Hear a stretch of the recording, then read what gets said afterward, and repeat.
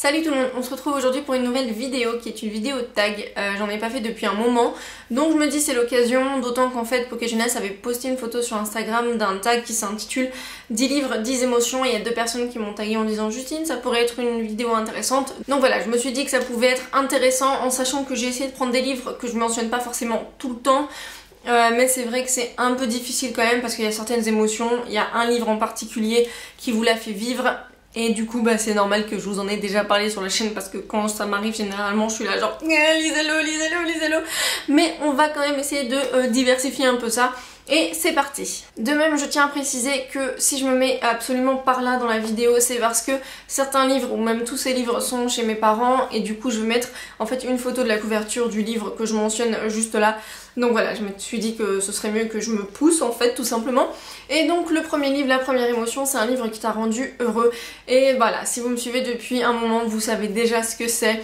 Mais en même temps j'ai cherché, j'ai fait toute ma liste Goodreads et même s'il y en a d'autres qui m'ont fait sourire, celui-ci c'est vraiment celui dont je me rappelle qui m'a fait vivre voilà ce moment où on se sent tellement bien, tellement avec, mais vraiment on a rigolé, voilà, c'est comme si tous les problèmes nous avaient échappé finalement. Et c'était donc Ce si joli trouble de Cora Carmack, donc qui est paru chez la Martinière J-Fiction.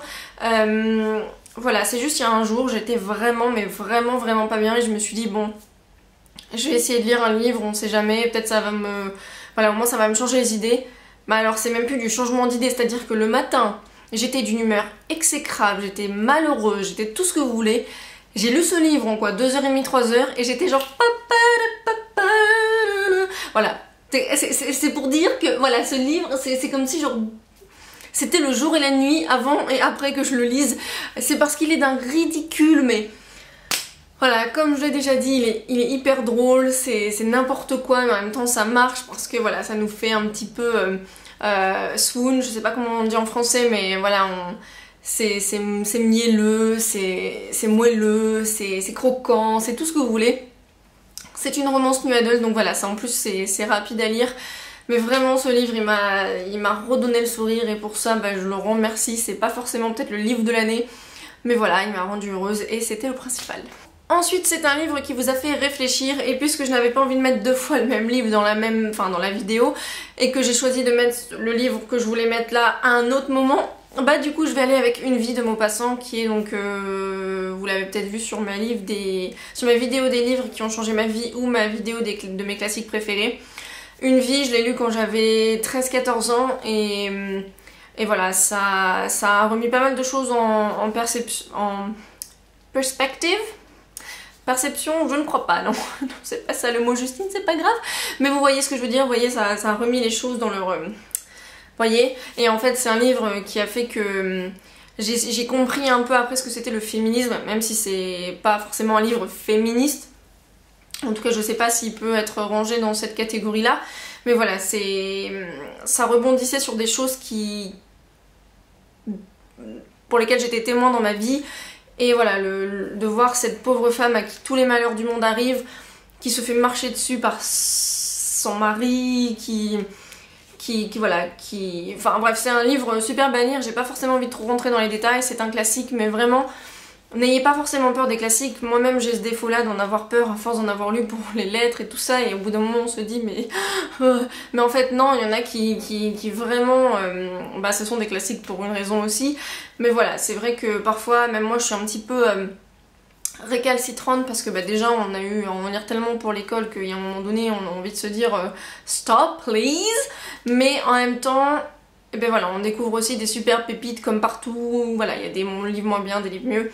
Moi Une vie ça m'a vraiment ouvert les yeux sur plein de choses, ça m'a beaucoup fait réfléchir et du coup ben c'est un livre que je remercierai à vie, même si je pourrais pas le dire au monsieur qui l'a écrit, mais voilà, c'était vraiment une très belle lecture et je le recommande. Ensuite un livre qui vous a déçu, et alors pour le coup j'en ai plein des livres qui m'ont déçu, mais je tenais à aller avec un en particulier parce que on n'arrête pas de me demander si j'ai lu Kate Clark. Et du coup, je me dis qu'il faudrait peut-être que j'adresse ce sujet à un moment donné en vidéo. Donc du coup, je me suis dit que j'allais le faire là. Il y a 2 ans de ça, je crois, j'ai lu Confusion de Kat Clarke, donc en anglais, qui est Entangled, parce que j'entendais du bien de Kat Clarke partout, et j'adore les romans forts, contemporains, voilà, qui adressent des problèmes de société, des problèmes sur les adolescents qui sont poignants. Donc voilà, je pensais vraiment aimer. Jordan du blog Wandering World en avait vraiment fait l'éloge, et c'est vrai que j'ai tendance à me positionner un peu pareil que lui sur les livres et à avoir confiance en ses chroniques. Mais alors bon, évidemment, il arrive que parfois ça ne fonctionne pas, et alors pour le coup, Kat Clarke avec moi ça ne l'a pas fait du tout, et du coup j'ai été vraiment déçue parce que j'en attendais tellement et je pensais vraiment aimer que je suis tombée des nues en fait. Mais voilà, il y en a plein d'autres. Un autre livre qui m'a déçue et ça m'a fait mal au cœur d'être déçue, c'est le 2e tome de Pour un jour avec toi, donc de Gail Forman, qui est Pour un an avec toi. Et voilà, je sais que si vous me suivez pareil depuis longtemps, vous savez que Gail Forman c'est une de mes auteurs préférées, et quand on a un livre d'un de ses auteurs préférés, une suite d'un livre en plus qu'on a tellement adoré, parce que Pour un jour avec toi c'est un de mes livres préférés, voilà, la déception est encore plus forte. Donc si je devais en mettre un, 2, ce serait ces 2-là. Ensuite, un livre qui vous a brisé le cœur, et je pense que pareil, ça ne fera donc aucune surprise pour les gens qui me suivent depuis un moment. Donc je suis vraiment désolée si vous regardez cette vidéo et que vous me suivez depuis au moins 2014, parce que je me dis, ou 2013, je me dis que voilà, cette vidéo vous apprend pas grand chose. C'est aussi le livre que je voulais mettre pour le livre qui m'a fait réfléchir, mais bon, je pouvais pas le mettre 2 fois. Il s'agit bien sûr de Forbidden de Tabitha Suzuma. Je vais même pas revenir sur ce livre parce qu'à chaque fois que je pense j'ai envie de pleurer, donc on va pas commencer là-dedans, voilà, c'est pas possible. Un des plus beaux livres que j'ai eu de ma vie, un des livres qui m'a, mais pareil, fait complètement réfléchir sur ce que je croyais savoir, et que à la fin je me suis retrouvée à être complètement genre non en fait je sais pas, j'ai pas d'avis sur la question, je sais plus, ma vie elle est me foutue quoi, tu vois. Enfin bref, c'est un livre qui m'a absolument brisé le cœur, je vous le recommande, mais effectivement c'est un livre qui est quand même assez difficile à lire en anglais. Donc voilà, je sais pas quoi vous dire parce qu'il est pas sorti en français, donc voilà. Après il est sorti en italien, en espagnol, donc pour ceux qui lisent peut-être dans d'autres langues que l'anglais, n'hésitez pas. Mais voilà, je le recommande à 500 000% de ma vie. Ensuite, un livre qui vous a ému, et du coup, pareil, des livres qui m'ont ému, il y en a mais à foison. Et je sais vraiment pas vers lequel aller. J'avais noté en fait 2 livres du coup plus jeunesse, c'est-à-dire Wonder de R.J. Palacio et Je m'appelle Ludo de je ne sais plus, truc Dick, je ne sais plus exactement son nom, mais de toute façon comme je vous dis vous aurez les photos là. Je suis facilement émouvable, ce n'est pas un mot mais c'est pas grave. Mais voilà, ces 2-là je tenais à les mettre parce que c'est vrai que ce sont 2 livres jeunesse mais qui pour moi peuvent vraiment être lus par beaucoup de gens, enfin quel que soit l'âge. Wonder c'est en fait c'est l'histoire d'un petit garçon qui est déformé et qui se fait bully à l'école, et Je m'appelle Ludo c'est en fait un livre du point de vue d'un ami imaginaire, et ça rend la chose tout de suite beaucoup plus innocente, beaucoup plus délicate en fait, et voilà, j'ai adoré la façon dont c'était écrit, j'ai adoré la façon dont les histoires étaient amenées. Et c'est 2 livres que je vous recommande fortement, même si vous dites j'aime pas trop la jeunesse, j'aime pas les livres où c'est des enfants de 9 à 11 ans qui sont les protagonistes, parce que vraiment c'est quand même très touchant je trouve, et je pense que vous passeriez à côté si vous ne le lisiez pas. Un livre qui vous a ennuyé, et bien pour ça c'est très facile, j'en ai d'autres mais celui-ci quand même c'est à mon avis le plus représentatif, c'est Un fil de Rainbow Rowell. Il faut savoir que donc j'ai commencé par Eleanor and Park, que j'ai beaucoup aimé, qui était vraiment une très très belle lecture mais qui avait pas été un coup de cœur parce que les fins ouvertes c'est pas tout à fait mon truc, et vu que c'est une fin ouverte j'étais un peu frustrée à la fin, mais vous allez me dire ça m'a pas empêché d'avoir un coup de cœur pour Everyday, donc de David Levison je veux dire, donc bon, c'était proche qu'un coup de cœur, si ce n'est un coup de cœur, mais pas forcément aussi grand que d'autres, vous voyez ce que je veux dire. Après j'ai lu Fangirl et j'ai moins accroché, déjà j'étais un peu saoulée et un peu ennuyée justement par les coupures avec la fanfiction, donc Simon Snow. Et bon voilà, ça avait pas été un coup de cœur contrairement à beaucoup. Et alors Un fil, mais alors ce livre pour moi c'était la plus grosse perte de temps de ma vie, enfin il y en a eu d'autres mais voilà, Et vraiment, je n'ai pas compris où allait l'histoire. Enfin, il n'y avait pas d'histoire pour moi, mais en même temps, ça m'a pas forcément empêché non plus d'aimer Aristote Dante, hein, comme on dit. Il y en a des gens qui disent qu'il n'y a pas d'histoire. Mais vous voyez ce que je veux dire? C'était juste un livre, mais qui m'a ennuyée à mourir, mais du début à la fin. Quand je l'ai refermé, je me suis dit, mais pourquoi j'ai lu ça? Pourquoi j'ai été jusqu'au bout? Je ne sais pas. Et j'étais tellement déçue que maintenant, j'ose plus aller dans un livre de Rainbow Rowell. On m'a dit, Justine, c'est surtout ces livres pour adultes, tu verras, envoyer, ça va mieux. Le dernier qu'elle a sorti, donc Carry On, en fait, c'est l'histoire de Simon Snow qui m'a vraiment pas passionnée dans Fangirl, donc du coup, je pense que je vais pas le lire. Et du coup, pour Rainbow Rowell, on testera de nouveau plus tard parce que pour l'instant, Ensuite, un livre qui vous a fait peur. Et alors, du coup, vu que je lis ni des livres d'horreur, ni des livres particulièrement effrayants, c'était un peu difficile de répondre à cette question. Du coup, j'ai allé avec un livre qui était pas tellement...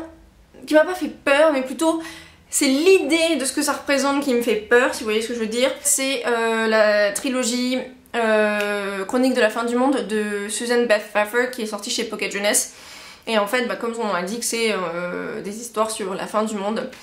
Et en fait, c'est tellement écrit de manière visuelle et de manière tellement... On a l'impression en fait d'être dans le livre, et croyez-moi, on n'a pas envie d'être dans le livre parce que si c'était une... Enfin, si ça arrivait vraiment, c'était carrément la merde.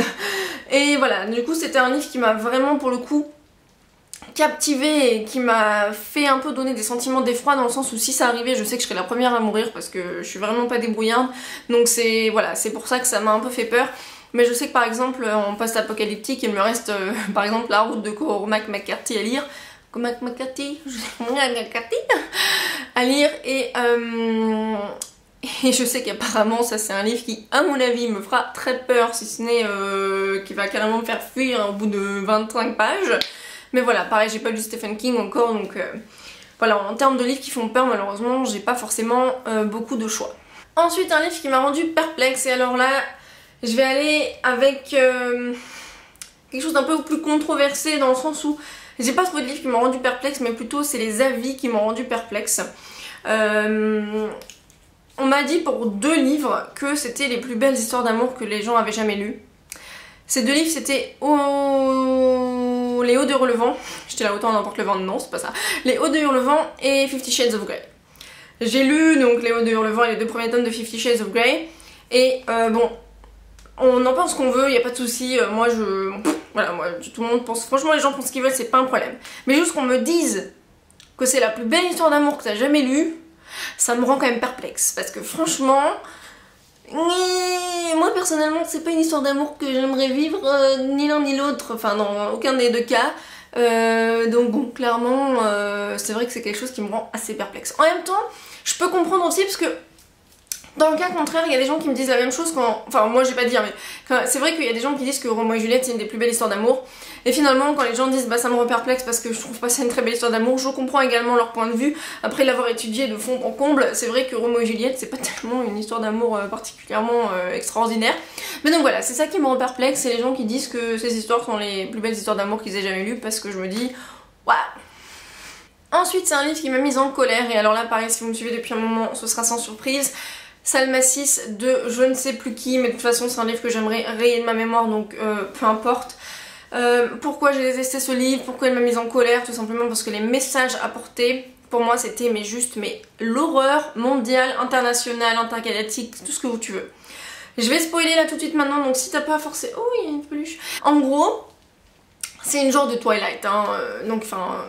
en gros une histoire d'amour avec entre une humaine et quelqu'un qui est une créature dont on ne connaît pas au début la nature. Et cette créature qui est monstrueuse, horrible, affreuse, mais oh là là, c'est un hermaphrodite. Et là tu te dis mais tu te fous pas de ma gueule? Parce que je sais pas si tu sais, mais un hermaphrodite en soi ça existe pour de vrai. Et à mon avis ce sont pas les gens qui ont le plus confiance en eux déjà. Donc si tu commences à dire dans un livre que ce sont des personnes monstrueuses, horribles, oulala, mais alors créatures, mais oh, mais alors ah oui, alors un monstre, hein, mais alors je me transforme en fille, oulala, oulala. Pour moi ça a été mais impossible, mais à concevoir. Pour moi c'est impossible à concevoir qu'on ait écrit un livre avec ça. Pareil, la personnage principale qui est mais tête à claque. Sa copine là qui a un peu de poids, hein, on se moque tellement d'elle, elle arrête de manger.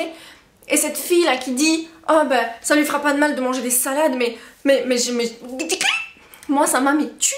Mais moi ce livre il me met tellement en colère, je vais arrêter d'en parler parce que sinon on y est pour 3 heures. Vous avez pas le même avis que moi, c'est pas grave, mais vraiment ce livre, j'en en peux plus, je veux plus jamais en... Tu vois, de l'avoir lu, mais voilà. Bon, et on va passer à quelque chose de plus respirons, salmacis, on oublie, on jette à la poubelle, bref, peu importe. Qu'est-ce que je voulais dire? Oui, alors là c'est un livre qui vous a surpris. Alors c'est pareil, il y aurait eu pas mal de choix et c'est vrai que j'ai eu un peu du mal en parcourant ma liste Goodreads de faire un choix. Je pense, enfin il y en a d'autres hein, mais un livre qui m'a surprise effectivement c'était In the After de Demetria Luneta parce que j'en attendais pas grand chose, donc c'est un livre post-apocalyptique également et j'en attendais pas grand chose, je connaissais pas forcément, j'avais pas vu de revue ni sur les chaînes anglo-saxonnes ni en France quand je l'avais lu, et en fait toute la première partie est écrite sans dialogue et pourtant j'ai été hyper captivée par l'histoire. J'ai été vraiment, mais complètement engrossed dans l'histoire, prise dedans quoi. C'était vraiment un truc de fou, je m'y attendais pas du tout. Et voilà, ça m'a retourné le cerveau, c'était vraiment un très bon premier tome. Donc malheureusement, effectivement, en plus, c'était dommage parce que la suite n'était pas à la hauteur du tout à mon sens. Donc voilà, j'y pense plus forcément à la suite, mais vraiment ce premier tome était très bien. Et si vous aimez les histoires post-apocalyptiques, eh bien je vous recommande celui-là, mais voilà, essayez de vous concentrer uniquement sur le tome 1 parce que le tome 2 était un peu décevant, mais vraiment très bon et ça m'a bien surprise et agréablement surprise parce que du coup je n'en attendais rien et c'était parfait. Donc voilà, c'est fini pour le tag. N'hésitez pas à me dire en commentaire quel livre vous auriez mis pour chaque catégorie. Désolée d'avoir été un petit peu comment dire, sanguine avec certains de ces livres, mais voilà, quand je vous dis que voilà c'est les émotions en même temps, bah c'est des émotions, hein, il faut que ça sorte. Et voilà, j'espère que je n'ai offensé personne, ce n'était pas mon but, encore une fois, on peut largement avoir des avis différents, il n'y a pas de souci. Et voilà, donc dites-moi en commentaire quel livre vous auriez mis, si vous êtes d'accord avec certains de mes choix par exemple, ou avec lesquels vous n'êtes pas d'accord. Et en attendant, on se retrouve très vite dans une prochaine vidéo. Bye!